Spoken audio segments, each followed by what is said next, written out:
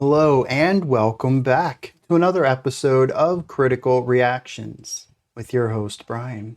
We're going to wrap up this week looking at a smaller band, something I love to do at the end of the week.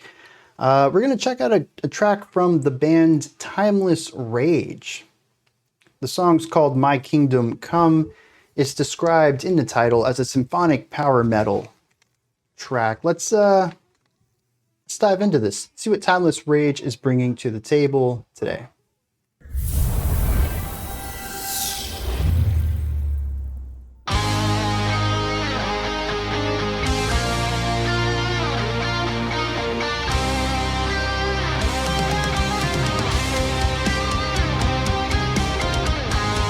It's very uplifting, but it also has strength to it, very abrupt.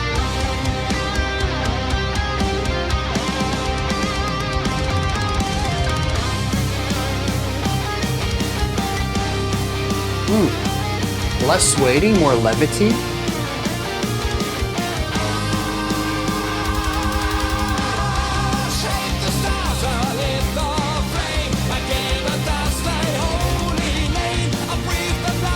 Synth chords in the back while the guitars rip away.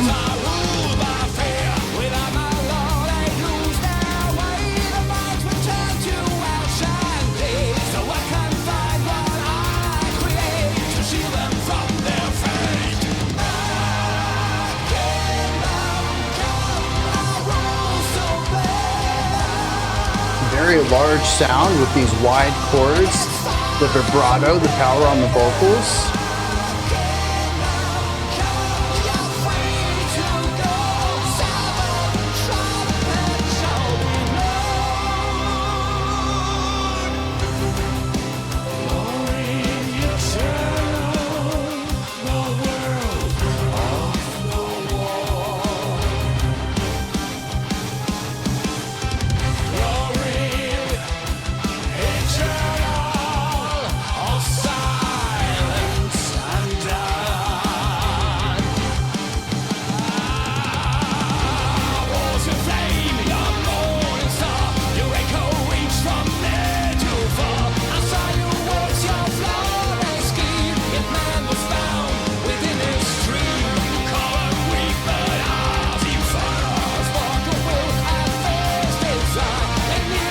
I did like the violin at the beginning of this section. It didn't stick around for very long though.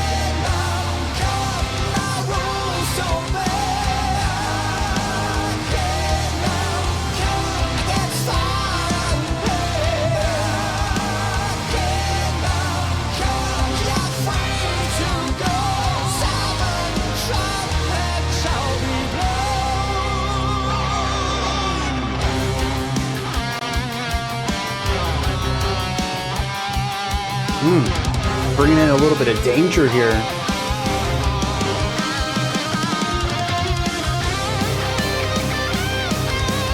Yeah, nice pacing and build up on the solo.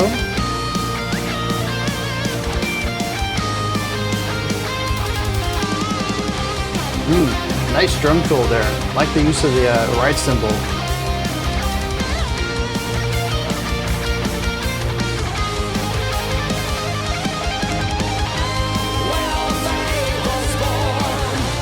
Nice transition from the solo back into this.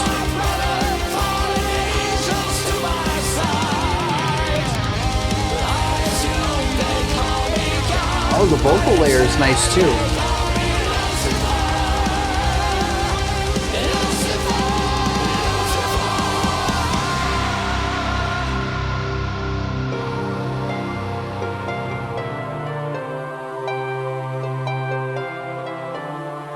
We've heard a variation of this melody elsewhere in the track too, right?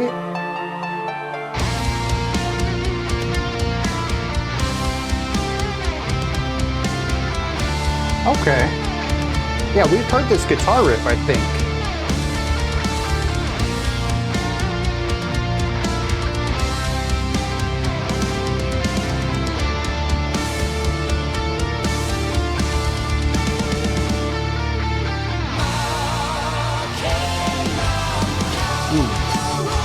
For all of the good transitions on this, or I should say the smooth transitions, that one was rather rough.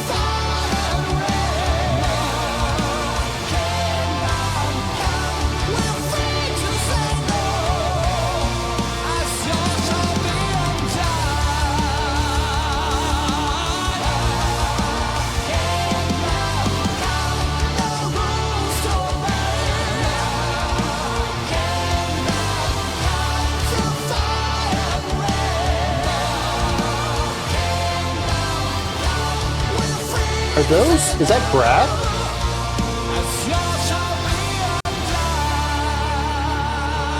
That is brass over there.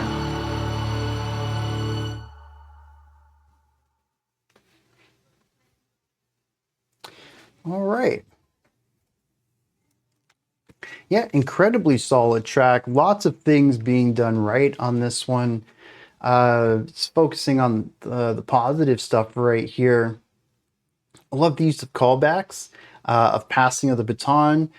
We introduced the end of the track by having the piano play a riff from earlier that helped us pull back into that section. That was really well done. I do wish the transition itself from the guitar picking up that melody into the final chorus was a little smoother, but the callback was a really nice touch. The expanded instrumentation on this is really nice. We had a violin at the beginning of the second verse. We had the brass on the outskirts of the final chorus. I don't know if they were there on the other choruses. I think I might have missed that if they were. But they actually work really well with the entire vocal stack that's going on there. There's just a lot of instruments on that melody that the vocals are singing, and the brass helps create this larger than life feeling on it. Makes it feel just big, massive. I think it's just trumpets though. I think widening that out with, well, even just pitch-wise, throwing some trombones underneath it, but maybe even timbre-wise, tossing in some French horns might even make that stand out just a hair bit more. But it could be a bit distracting too. There's already a lot going on. So having them kind of pushed out to the sides and distant probably works well by giving the flavor without being overbearing. I did enjoy the solo section too. This was well done.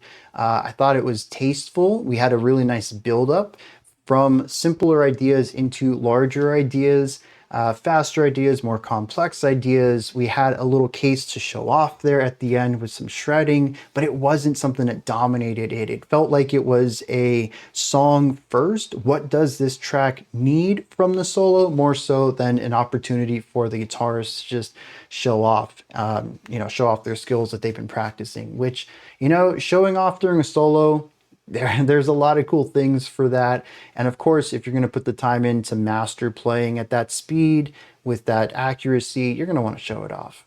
But I think I really enjoy solos like this that feel like they're there to push the narrative forward before they are there to satisfy the ego of the musician.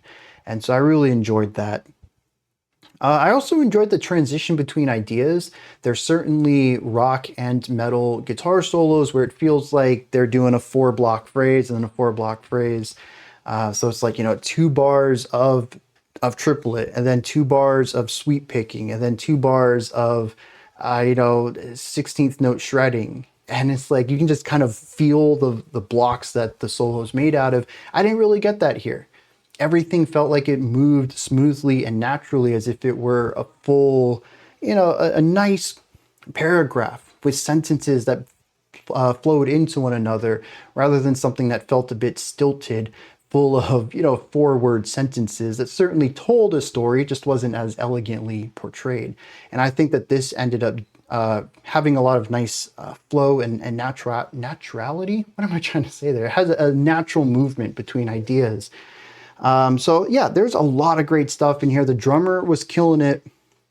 The fills in here were excellent. Also just like a metric machine. A lot of this was more functional drum work and they just locked into that. Not necessarily being a human metronome. There's a little bit more flourish to it than that. But, keeping the beat while the guitars and vocals really dominated a lot of the writing in this, where the attention typically is going to fall. And the vocalist. Really great vocals, powerful, lots of vibrato, very well done there. I did enjoy the keys in a couple of places that they got to shine a little bit. And the bass did a great job of filling out the low end. I guess that's a good place to kick this off. The bass work didn't sound bad, but it felt uninvolved.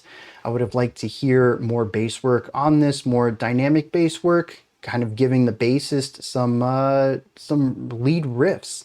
Let them, do some stuff that isn't pedal tone or isn't just what the guitars are doing. Allow them to get out of the shadow of the guitars at times. That's a personal thing. Yeah, if you don't want to do it that way, tons of metal bands who are phenomenal and well-known don't allow their bassist out of the shadow of the guitars. Like, I get it's like a thing that metal does, but I love strong bass work. In fact, this is something, Timeless Rage, if you're watching this and you're interested, what kind of metal has bass that's, doing their own thing? The community and I have actually kind of landed on this realization that a lot of Japanese rock and metal have really strong bass work. And the Western world kind of got, like, we used to have really strong bass work in blues rock, and even progressive rock from like the 60s and 70s, but somewhere around the 80s and 90s, just the bass stopped doing interesting things in Western popular rock music, and it's kind of a shame. But that transition never really happened in the Japanese rock scene, and you can still find a lot very easily, just a lot of really cool songs with bass lines that do its own thing, that contribute melodically. And it's something that I try to push more because, the joke is, what's the bassist doing in the band? They just sit there and collect the check. And like, no, that's really only like a Western phenomenon from the last couple of decades. The bassist used to do a lot of cool stuff. So I think it's just about expanding what you listen to and taking in inspiration from other places. Listen to some jazz music, listen to old blues rock. And Japanese rock too, even modern stuff, and just start to take that in if that's a direction you want to go in. On this topic of underused instrumentation, I gotta say the keyboard was a little underwhelming for me. It seemed the majority of the time they were presenting a synthesized string line that held out chords behind the band. It definitely gives it that symphonic feeling, but it doesn't really contribute much beyond texture. And I'm a real big composer guy, so I like to hear composition. And this is another case where I would just love to hear more lines. We do have, I believe, the keyboard playing the brass sounds that are underneath the vocals. That's nice texture layering, but again, like the bass, it's contributing to someone else's part rather than being their own. And the one time that the piano got to shine was playing the guitar riff to introduce the guitar playing their guitar riff. And I did like the callback, that was very cool, but it felt like a waste of a time to put spotlight on an instrument that hadn't had the spotlight at all up until that point. Here's something that I hadn't considered, and I probably should. I don't know the skill level of everyone either, so maybe what I'm expecting from this band isn't something that they're up to task for, which is absolutely fine. We've all got to start somewhere. Maybe this is just presenting some goals for some people if they want to get to, a different type or level of playing. But I would have loved to hear more classical ideas coming through on the keyboard rather than simply playing the chords that the song is already implying through chord shaping of what the guitars are doing with their riffs.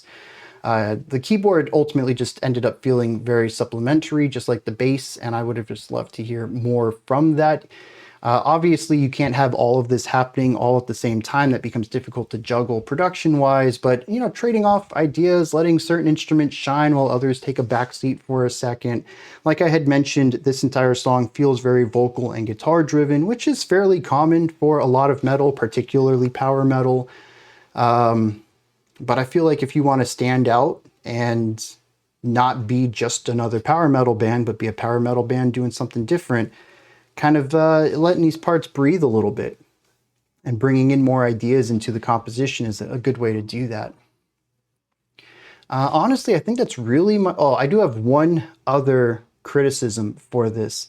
Um, the vocals are powerful, projected, lots of air pressure behind them, lots of support, great vibrato. All the vocals kind of are right here, though. There's not a lot of dynamics to them. And I feel like bringing the vocals down into the chest range maybe every once in a while, or just bringing the energy down a little bit, putting in some breathy airiness, going for a whisper, maybe even a spoken word. Just something that isn't full chested vibrato all the time, I think would allow the song to, again, breathe a little bit. I don't want to say that this song feels very samey all the way throughout, but there is a homogeneity to the sound that exists from start to finish, which might be what you're going for. There's certainly albums out there that are loved by millions that are just kind of the same thing from start to finish. But I feel like power metal has a really good backbone as a genre of music that tends to have a little bit more diversity and, more specifically, I think, contrast and dynamics within its writing, allowing to have highs and lows throughout the track, which this song kind of doesn't. We do have a back and forth on like more sinister, darker atmospheres and then brighter, more levity based atmospheres. I kind of picked up on that right off the start in the opening two sections, but that's kind of the only dynamics we get. We do bring the track down to a lower intensity when the piano has that solo section, but that's really the only time the track comes down at all. And I feel like the vocals being the lead instrument that most people's ears are going to gravitate to, if that had more dynamic qualities to it, it would make the song feel more diverse and dynamic by proxy. So that might be something worth exploring. And here's the other thing too, there's multiple tracks released that Timeless Rage had let me choose from. This was the title track though, so I figured it'd be a good place to start. And maybe it being powerful throughout is intentional for the themes, and that there's other tracks on the album that end up having more diversity or that explore some of the ideas that I wished this one had. I'm not saying that Timeless Rage only sounds like this and that they need to improve in any way. On top of that, all the improvements are mostly biases of my own, of what I like to listen to in music. They're no way something to consider as objective truths to make good music.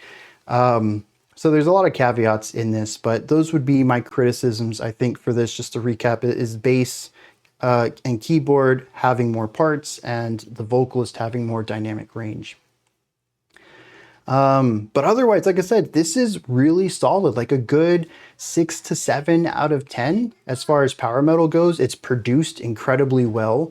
The balance in the mix is all there. The riffs are catchy. The vocals are powerful. The drum part is strong. Everything in this is good. It's all solid.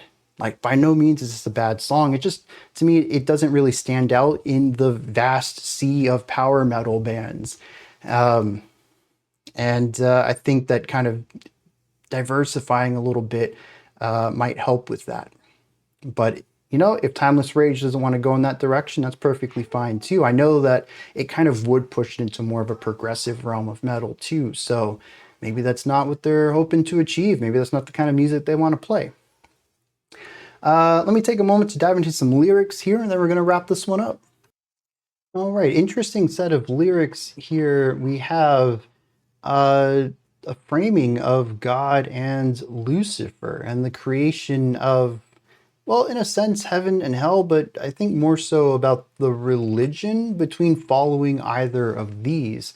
Both of the verses are split, where the first verse is the voice of God and the second verse is the voice of Lucifer. God says, I shaped the stars and I lit the flame. I gave the dust a holy name. I breathed them life, yet held them near, for mortal hearts are ruled by fear. Without my law, they lose their way. Their minds would turn to ash and clay, so I confine what I create to shield them from their fate. This idea of the authoritarian God. Lucifer, then, is rebellion. It is free will. It says, I was your flame, your morning star, and I saw your works and your flawless schemes, yet man was bound within his dreams. He said, you know, I saw your vision and I helped you build it, but Eventually, I noticed that you were wrong. He says, you call them weak, but I see fire, a spark of will, a fierce desire. They kneel in awe, they plead, they pray, yet they lose their own way. So we have this idea of authoritarianism versus free will. And as metal typically represents them, God is the authoritarian one and Lucifer is the free will one. That is pretty much the majority of this track. The chorus says, my kingdom come. That is repeated multiple times throughout. It says, my rules to obey, against fire and pain, you're free to go. 7 trumpets shall be blown. So he says, if you obey me, I'll give you a positive life. No fire, no pain. You don't go to hell. He says, but you don't have to obey me. You're free to do what you want. This chorus changes in the final 2 choruses after the solo section. It says, no rules to obey. Through fire and rain, we are free to say no. As yours shall be undone. I assume the yours is, my kingdom come, your kingdom will be undone. And so we have Lucifer as a juxtaposition to God's rule. The bridge says, when all faith was born, as the galaxy divided, I sent my brother, fallen angels to my side. I assumed they'd call me God, but instead they call me Lucifer. So that's interesting. It gives a little peering into maybe a bit of egocentrism within Lucifer. He was called God. I figured I'd be called God too. I have this own realm to myself, but they don't call me that. Instead, they call me Lucifer.